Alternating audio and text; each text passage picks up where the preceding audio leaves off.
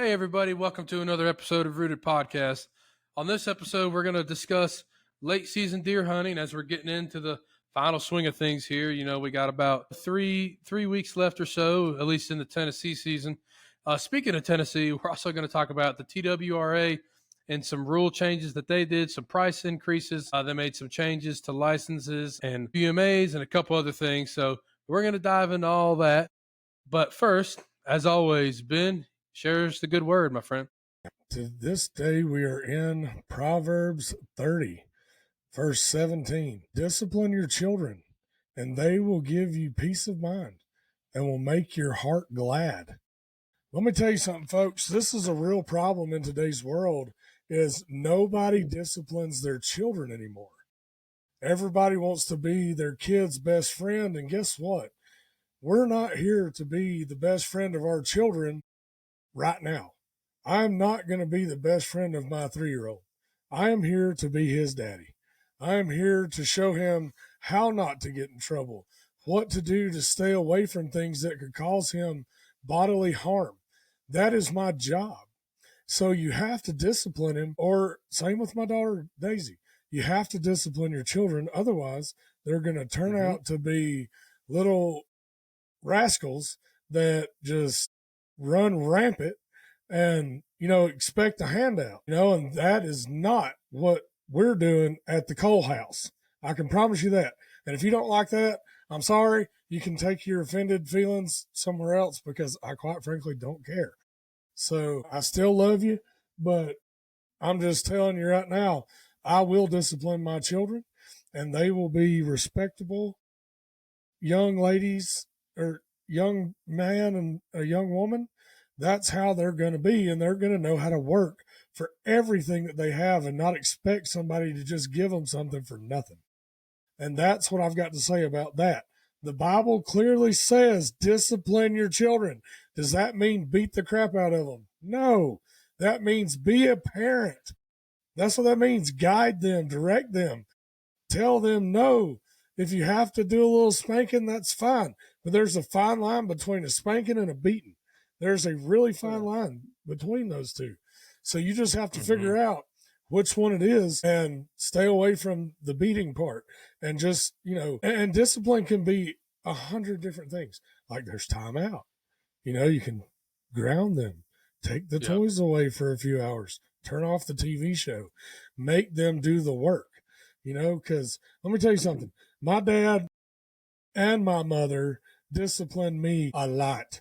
And I'll tell you this right now, John, I deserved every spanking I ever got. Yep. I deserved every grounding I ever got.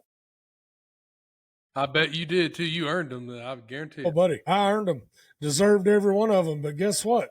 Now that I'm a grown man and have my own children, I appreciate that my parents did that for me, because otherwise, I'm telling you right now, buddy, I would be a wild heathen running amok, running just wild as buck in the city, in the streets. I'd be just going nuts everywhere. If it wasn't for my parents and Jesus, buddy, I'd be in a bad way. I'll tell you that right now. So that's what I got to say about that. And I'm sure you got some tail whippings too when you was little. Oh, buddy, yeah. Look, my mom and dad had their hands full, but I'll be real honest with you. I had the distinct privilege of being a younger brother, and my older brother, he's 5 years older than me, so I was kind of smart and watched him he got way more than I did, and I was like, ooh, don't do that. Okay, that makes dad mad. Mom, don't like that. Okay, I'm gonna avoid doing that. Now, with that said, I was still an idiot, still am sometimes, and buddy, I did get whipped and whatever. But, hey, you got to do what you got to do, man. And, that really ties into what we're talking about. And you can be like, well, what does having discipline your children have anything to do? No, what I'm saying is making tough decisions and making the decisions with the information you have in the moment. And that's exactly what TWRA did. I'm going to show my screen here in just a second for the viewers that can see that. And I'll try to illustrate it as best I can for the people who are just listening. When I first heard about this, Ben, all I heard was TWRA is increasing prices. And at first I was kind of mad. I'm like, well, what the crap, dude? why do we need to increase the prices? And then you start digging a little deeper, and you may start to understand. And we'll talk about this. There's probably a few other things that they could do to help their budget and their finances, and we'll talk about that. But it may not be as bad as you think, and you may come out of this realizing why they did some of the things that they did.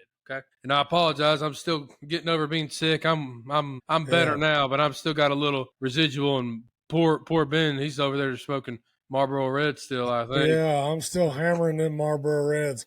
Maybe even some Pall Mall Slims or Virginia Slims, whatever L they are. and M short Reds. Good night. That's right. All right. So sharing my screen here. Ben, can you see that, my friend, the screen Yes, there? sir. I can see that very well. And Excellent. what I see is that they had a big meeting over there in Memphis at the Ducks Unlimited headquarters. Sure did. Yep. So what happened? Tennessee Fish and Wildlife Commission got together. Okay. Now that involves the TWRA, Tennessee Wildlife Resources Agency. So I won't read this thing verbatim, but you know, y'all can kind of see it, but I'll try to explain it as best I can here. So more than 70% of TWRA the operating budget comes from license sales and federal grants. And the grants are based on the number of hunters in the state. So the last time that they increased the fees of a license was 2015. Okay. But obviously since then, you're talking 9 years, almost 10 coming up soon. Inflation's been crazy. Prices have gone up all over the board. So 31.6% inflation of the consumer price index since that point. Okay. And simple math here. Okay. Let's see. If you sell something for $10 and it costs you $11 to make it, not good. Okay. Oh, you're going Bad, under. bad, bad. So that puts you in an Going under. operational deficit. Yes. Okay. That's the simple way to put that. Now, so you got a bunch of people getting together, and Ben, stop me at any time if you have anything to add. You have a bunch of people coming together, and they are wanting to they see a math money problem, and they go, okay, what can we do to get more money in this pool? Okay, because obviously we are losing money. At the end of the day, they're a business. I get they do great things for hunting and all that, and we know some amazing people that are game wardens and all that work for Yes. for the okay. But at the end of the day, they're a business and they need to make money. So they go, okay, guys, let's all get together. Let's go to Memphis and figure this out. And what they proposed and eventually agreed on was the biggest thing was the hunting and fishing licenses prices. Most of them, not all, but most of them went up by 28%. Okay, we have boating registration fees that went up by 22%. Now, again, I said most hunting and fishing license. If you're looking at sportsman's or a lifetime, that increased by 12%. For those of you that don't live in Tennessee, maybe never hunted, what's a sportsman's license? Okay, that is look at it as everything a lifetime can do, except lasts a lifetime. It's only for 1 year. So it's literally everything a lifetime can do, but just for the year. Right. Okay. So those are the biggest things. Now there's a couple things, right? Like this is saying they propose off highway vehicle fees for North Cumberland UMA. The commission voted to set a 3-year gradual permit increases with options for daily, 3-day, 7-day annual permits. Like, so there's not only did they talk about big, broad stuff, right? Like across the board prices, but also little stuff like, vehicle fee for this specific UMA. Now, in addition to price changes, the ruling adjusts the license structure to simplify regulations. Hunting device type supplemental licenses, gun, archery, and muzzleloader will change to species type supplemental licenses, right? Like deer, elk, bear, turkey, waterfowl. So it's going to change from device to species. Okay. So that's something that you may want to look out for. You're not going to get a archery tag. You're going to get a deer tag. You know what I'm saying? Mm-hmm. It's going to be worded differently, but you're going to do the same thing. Now, we'll jump back into the prices here, but I want to show this really quick. I think this is one of the very small but little neat things that they did was the trout supplemental license stamp is now a part of the base hunting and fishing combo license. So you don't have to get an extra license. As a lifetime license holder in the state of Tennessee, the thing I cannot stand is when I have to go get some meaningless little tiny extra stamp that may not even cost me money because I'm a lifetime holder. Like I have to get a migratory bird permit, right, to go hunt ducks, and it literally costs them $0. It's just an extra thing you have to get, and I'm like, why? Just add it in the thing. Why does it have to? Like, why do I have to go over here and get this thing when just add it in with all this? So I'm glad they did that. Uh, as a trout fisherman myself, I find that highly convenient. Pretty nice. Now, I will say the federal duck stamp Well, a duck is stamp for different. Yeah, right. is for every state across the U.S. because the birds migrate from Correct. Canada to Mexico. So that's a federal deal. That's not a state deal. Right. So Yeah, just the ducks. clarifying for the listeners that you're talking about the Tennessee duck Right. stamp. Yeah, it's like a permit versus no. The federal actual duck stamp you get at the post office, I'm with you there because I get that. Mm-hmm. It's going from Lord, literally another country down To to another yeah, three countries. Those birds are in yeah, 3 countries. that cool. Yeah. At least that's across the board. But I have to get a Tennessee migratory bird permit, and it's totally like, you know, I get it if you buy a license. Right. Just let's just say you buy a duck hunting license, okay, for the season. I get that. But like for me, if I'm a lifetime license holder and it literally costs me $0, I just have to go through the motions to get this thing on my email. Like, dude, just add it in my thing. Why are we even playing this game? You know? That's how I feel. Anyway, but no, the actual federal like Ben saying, that's totally cool. I'm with you on that. Yeah. So one thing I wanted to point out here, if you could Yeah. scroll back up to the top. Yeah. Like there. Yeah. So this is based on the consumer price index that has seen a 31.6% inflation. You can thank Biden for the inflation. You can thank this administration for all the inflation that you're seeing here. This is not a state of Tennessee causing this inflation. This comes from No. the capital. This comes from the leaders of this country who have caused inflation across the board and absolutely refuse to take credit for it. They're like, no, we're the best administration that's ever happened in the U.S. And I beg to differ. My bank account and just going to the grocery store, man, Yeah. Oh yeah. it's ridiculous. It's out of control. But that is where that is coming Gas. from. Yeah. All of it. All of it, man. It really does. And it hurts everybody. You obviously it hurts our wallets, right? As people who go out and just like you're saying, groceries and gas and all the just, rent's crazy. All these things. So, but now, okay, you know, I really do get the people that are kind of upset at this, right? Because it's like, hey, man, I can barely afford gas, groceries, rent, mortgage, all this stuff. Like, I'm just trying to hunt on the weekend and take my kid or just go by myself or get into it. And it's like, now, granted, 18%, of a $30 license, it's not a lot, but it's still, hey, man, every dollar counts. And I totally get that, dude. I really, trust me, I do. I Yeah, me mean, too. money. I try to make every dollar stretch as much as I can. Oh, yeah. Gosh dang. Hey, I did want to read this. This was kind of cool. This is not license related at all. An update on the status of invasive carp was provided to the commission by Aquatic Nuisance Species Coordinator Cole Hardy. Since the Tennessee Carp Harvest Incentive Program began in 2018, 35 million pounds have been removed, including 7.8 pounds in the fiscal year of 2024.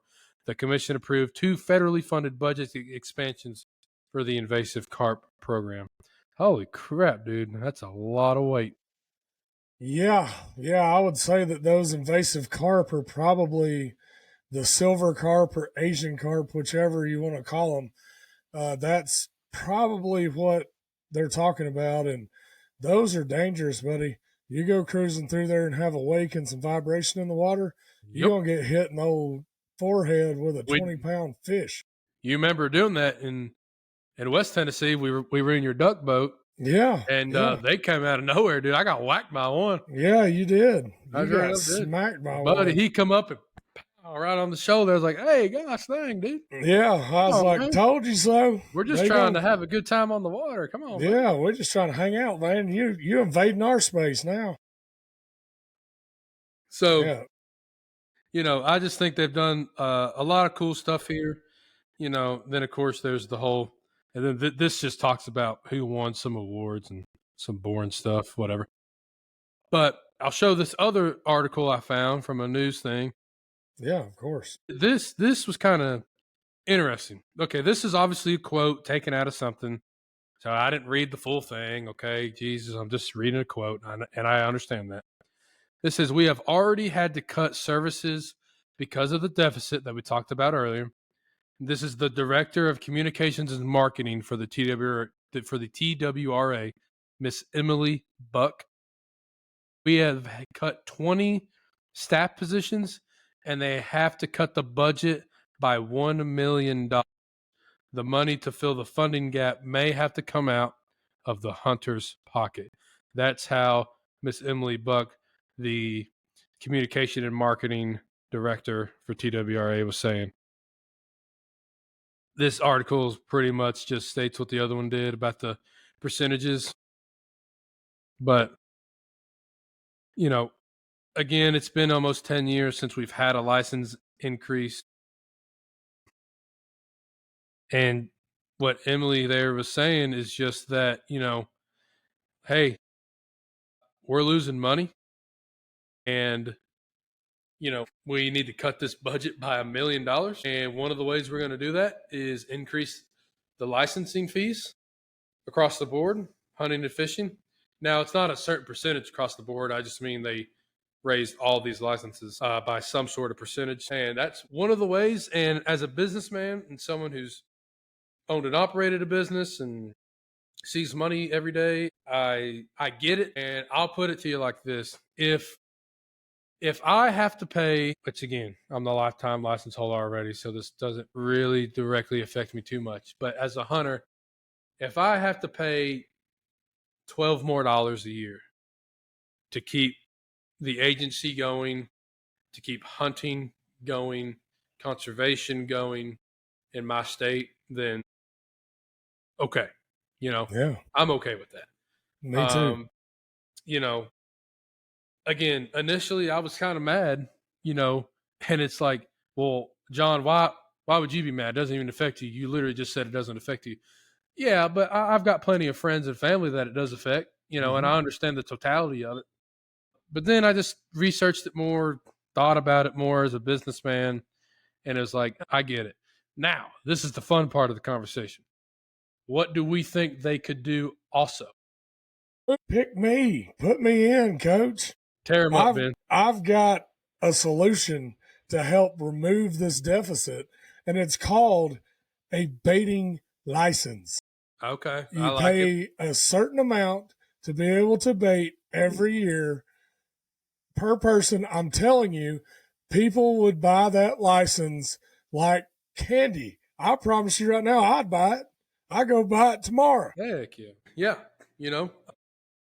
I think I would totally agree with you on that. You could do the baiting permit, right? That let's say, and again, okay, let's kind of dive into this for a second. Obviously, it would be per person. It Yep. would be private land only, right? Yep. Okay. Maybe you get a little card or something that you have to carry on you. And if you are hunting over bait and a TWRA person finds you, now again, a lot has to that happen then because it's private land. But let's say they have permission and the whatever, right? You have to present it to them. Okay, Yeah. I'm cool with that. And Yep. you got to go back every year and get it. Okay. Yeah, dude, I don't see a single issue with that at all. I would like that. I already hear the people talking to me right now that are listening about CWD and how awful it's going to be. Listen, I disagree with you. Okay. Well, let me just tell you my standpoint on CWD. I'm going to break this down for everybody real quick and in a hurry. A deer is going to encounter another deer with or without feed, period. They're going to switch saliva. Think about it. When a buck fights another buck, what are they doing? They're slobbering and spitting everywhere. They're going to cross contaminate there. A deer is a herd animal. They live in herds. They live together. They drink out of the same watering holes. They bed in the same areas. CWD is going to happen regardless because they are interactive herd animals. It's just like when one cow gets sick, they all get sick, or a lot of them do. It's just kind of part of the gig because they're herd animals also. Well, and kind of going back to the whole kid thing, right? At the very beginning with your Bible verse there, a lot of the times whenever the baby's sick, the mom and daddy get sick too because right, Mm-hmm. you're sitting there, you're holding it, talking to it like an infant, Yeah. kind of. So it's like, hey man, it's all pretty much the same. It's like this is my thing with baiting. Okay, all right, I'm gonna break this down. I'm talking the state of Tennessee. That's all I'm talking about. Okay, Mm-hmm. all right, just so we're clear. So I cannot put out any sort of feed, let's just say corn. Okay.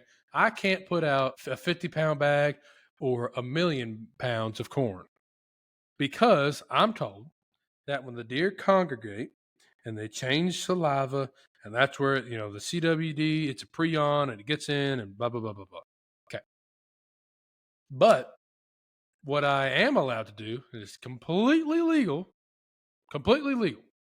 The same people that tell me I can't do that tell me I am allowed to put this out and hunt over it a salt block. Mm-hmm. Okay, I'm not a genius. Look, I'm not. I'm an old just deer and turkey hunter from East Tennessee. I never claimed to be a smart man. But let's break this down. You put down a salt block, what do deer do? They lick it. That's the whole point of They it. congregate. And they all come together and lick on the same block 2 inches from each other's face. And you're Mm-hmm. telling me that the salt kills the CWD or something? I mean, what the heck's going on here? Maybe it does. I mean, yeah. Hey, look, if someone can tell me it does, you're smarter than me. I know you are. Tell me all about it. Teach me. Come on the podcast. Then we just need salted corn. Yeah. See, look, you there. See, look, now we're thinking. Salted corn Well, would look, be the answer. I kind of like me some buttery salt on my popcorn. You Hey, think I do that's the too, same man. thing?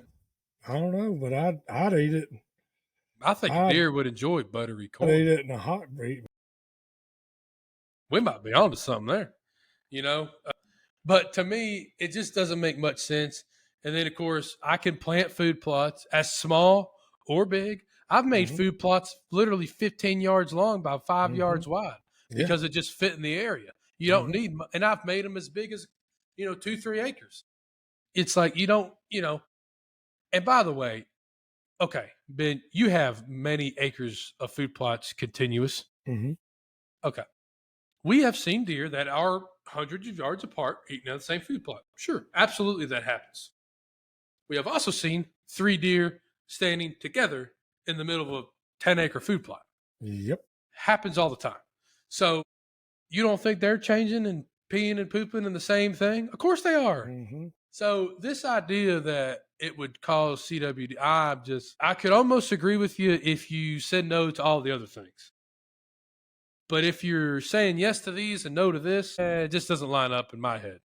Well, So and I'll say this: if you don't have hunters out there taking care of these animals and putting out food plots and stuff like that. Well, guess what? Then they run out of browse when it comes deep winter. And a lot of your deer are going to die because they can't handle the cold without food. I mean, just saying. I mean, they'll Yeah. start eating bark and all kind of stuff. Yeah, and they may not, some will die for sure. But Yeah. let's say they don't die, they'll get weaker, slimmer. If you're trying to produce big deer, their antlers won't get as big because they don't have enough nutrients and minerals and everything like Yep. that in their system. It all ties together. And I'm not Mm-hmm. saying a 50-pound bag of corn is going to make the biggest buck of your lifetime. That's not what I'm saying. But it's going to help. You put that and you do the right minerals, and you plant the right food plots if you have the ability. There's also feeds out there that help antler growth. Like, the stuff's out there. And I think that one way the TWRA could help look, they have a math problem. That's what this is. Call it what you want. I get it's the TWRA. I get it's wildlife and it's deer and turkey and fish. I get it. I don't care. It's a math problem. Mm-hmm. Okay. It's solvable. It's just money, folks. They print it every day. We can figure this out. Okay. So I think that's a great way. Dude, if it was $100 a year, you could probably even make it more. But let's just call it, for easy math, $100 a year. Yeah. I mean, holy crap, dude. How many hunters are in the state of Tennessee, you think? Let's Uh, let's Google that let's really Google quick. that. I think Yeah. that'd be a fun estimated amount of, let's see. How many deer hunters, I will specify. Yeah. And of course, not all of them are going to get it. Yeah. Nope. And by the way, that's the great thing about it, right? It's like, You don't have to man, buy it. I don't like baiting. Cool, dude. Don't Do buy it. you? Yeah, Okay. you do you, man. Tennessee has approximately 150 to 170,000 deer hunters annually. Okay, let's just take the lower end, right? 150,000. Okay. By the way, Emily Buck said they had to cut $1 million in their budget. That would make them $14 million. Yeah. So exactly. This is my point. By the way, we haven't even cut the budget yet. All we're doing No, is I was doing to offset the cut of the budget by $1 million. The total is actually 15. Yeah, exactly. So So this is my point. We haven't even touched there's a budget out there for the TWRA, right? Debits and credits, all the fun stuff, assets and liabilities, all the great things in life. And we haven't even touched the budget yet. We just made 15 million. Exactly. Now, okay, granted, let's cut that in half. Let's say half the people don't get it. Okay, cool. Okay, It's still we need a 7.5 million. Okay, great. Okay, and I'll even take the half away. Only 7. Okay, woo, $7 million. I just solved your problem. Okay, and let's say no one's going to buy that. Emily Buck and all the other fine people over there. I'm sure Emily's a nice lady. I'm not trying to pick on her. I'd love to have her on and talk to her. I'm just saying. I just happened to read your quote on some news thing, Miss Buck. If you happen to see this, all I'm saying is that even if you only get $1 million worth of it, it solves your problem. Mm-hmm. So sure does. This is kind of my point. Now, okay, we can talk about the budget. I have seen the TWRA doing less around me as far as food plots, and I would like the budget to be fixed to where they did those more. And I know it's a cost thing, right? We just talked about it. They have to put diesel in the tractor. They have to put diesel in the truck to haul the tractor. They got to pay a guy to run the tractor and the truck to haul it over there. They got to buy the seed, the fertilizer, all this stuff, right? It's not cheap. And everything's going up. So they're probably like, we can't afford to plant all these food plots and all these WMAs all over the state. And I would like to find a way to make some money for them to do that, because I have a WMA here at home that they used to plant corn in every year, and they stopped doing that it's funny enough, 2015, that's probably about when they probably stopped, maybe a few years after that, maybe like 2017 or so. But, it's like, well, heck, man, I really like that. I mean, so my So I don't mean to cut you off, but go. I just did some more math, and Oh, all good. they would have to have is 10,000 10,000 people out of the 100,000 to make up the $1 million deficit. Right. Yeah. 10,000 people out of 150,000. I think we could do that. I would be one of them. Sign me up. I'll pay $100. Yeah. I know a lot of people that would I think gladly you do would that. far surpass the $1 million deficit. In fact, you could probably help the agency grow if you just do something like that. Yeah. I totally agree. I mean, just saying. Yeah. I mean, you're talking less than 10% of the people I think would do that. Yeah. And again, this is just one solution that a bunch of rednecks come up with. So, what are some other things that they could do, right? Maybe, and a lot of people are not going to like this. I'm just brainstorming here, but maybe charge for some quota hunts. Yeah. Maybe again with the license thing, fees going up, that's going to help. And then the other part of it is people need to go out and buy hunting products because there's a certain portion of that goes back into conservation that just helps overall. I think there's a lot of things that we could do. And I really think that the baiting permit is a great addition and would help a lot. Here's another idea. Encourage people to get the fur market back to where it needs to be. And guess what? Then people can buy the fur bearer license. Yep. There's another option. There's a lot of thoughts and ideas that we can get going. You know what, John? I'll even go as far to say that I will partner with the TWRA. I will go and film. Me and you will go and film these things of us working with the TWRA. I would absolutely love to do that. We will help them advertise for free. Oh, my goodness. Yeah. Because we want to take care of the wildlife in our state, and we want to take care of the fine men and women who are out there, the officers, the biologists. We want to take care of all those guys. So if there's any way we can help, and if there are any TWRA folks listening to what we're saying here, let us be a helping hand. We don't want you to pay us. We just want to shoot a couple videos with you and try to raise awareness for what you need to increase the sales for the agency. Yeah, dude. I think it's great. Another thing that that they're going to do is like I said earlier, they're going to reduce the staff. They're not really necessarily probably going to fill open roles right now due to the budget constraints. I've also read that they're going to scale back on certain services like research projects and infrastructure. And I get all those things. What I'm trying to figure out, and you as well, is like, I don't want the TWRA to stop. No. I don't want them to stop researching and building better things. And I would love more people to get jobs there because, all in all, there's this big misconception between hunters and the agency, at least in this state. Okay, it may be the same in others. I'm not sure. I don't live in other states. I hear all the time, man, TWRA is just stupid.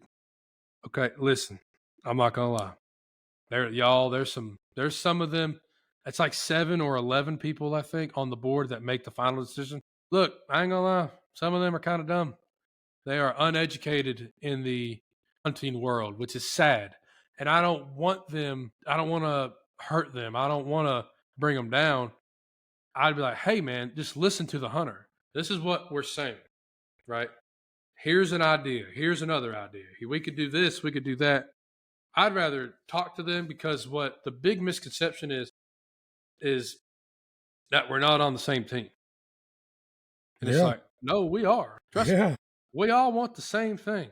Great wildlife in the state of Tennessee. Mm-hmm. How do we do that? Well, we need our biologists to be able to research. That's important. Mm-hmm.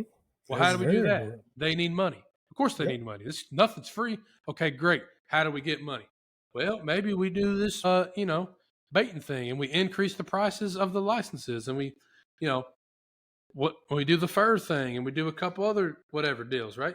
And maybe we don't need to do every infrastructure development. maybe we sit there and figure out, okay, yes, this building needs fixed. This one, it's going to be fine. Let's push it off till 2030 or whatever. Like, there's definitely a way to structure it. I'm sure there's some fine folks over there that are smart, way smarter than me, got way more pieces of paper to their name that can figure it out.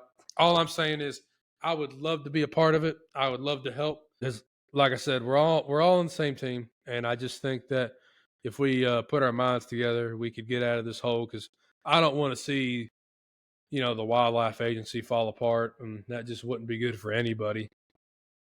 Obviously, I don't think that'll ever happen. I think the federal government would step in and fix it. And by fix it, I mean just pour money into it, but at least enough to keep it afloat. But, that's kind of where I'm at with that. Another thing, the license thing will not start until July of 2025. So July 1st, I believe. I can look at that really quick. Yeah, Yeah. July 1st, 2025. So I will say this. If you've ever thought about getting a lifetime, Now's the time. get it now. It's going to go up by 12%. Hey, I've already bought Teddy's lifetime. Yeah. Yeah, dude. I'm actually, so my daughter is expected to be here at the end of March. So that gives me June. So I will buy that thing before the increase because, hey, Yeah. I'm right there with you, man. Look, money's money. And if I can save it, I'm going to. And if I miss it and I got to pay the extra, then whatever. I'll pay the extra. So, Yeah, I agree with you. Man, I really love that baiting idea, the baiting permit. I think that's a great idea. Obviously, when you need to make some stipulations, just like we talked absolutely. about. Absolutely. But I think that'd be great. Yeah. And even if you did it per season, like if some dude was like, I'm not baiting for turkeys, or whatever. It's just for deer season, but because you're not going to bait for turkeys, so it's just a deer season thing, but it still is going to cost you $100. Yeah, just I think deal with it. Great, man. Even if it costs $50, you'd only need 20,000 people out of the 150 to make it the $1 million deficit. Right. And, I think a lot of people, if you did a survey, which not that you got to watch how surveys work, they're kind of, who the heck answers a survey? I know. Yeah. But, it's like maybe you surveyed some people and figured out who'd be interested and not. Because I also, on the flip side, I know people who would be. I also know people who wouldn't be. And that's okay. You don't have to be. Yeah. But I don't think it hurts. I just don't think it really hurts because, here's the other great thing, right? Okay, if it was legal, you're going to sell more of this feed. That's going to help the co-op, the feed store, all the stores that sell this stuff. And then, the money's just going to circulate throughout the Tennessee communities. Mm-hmm. It's going to help economic growth across the board.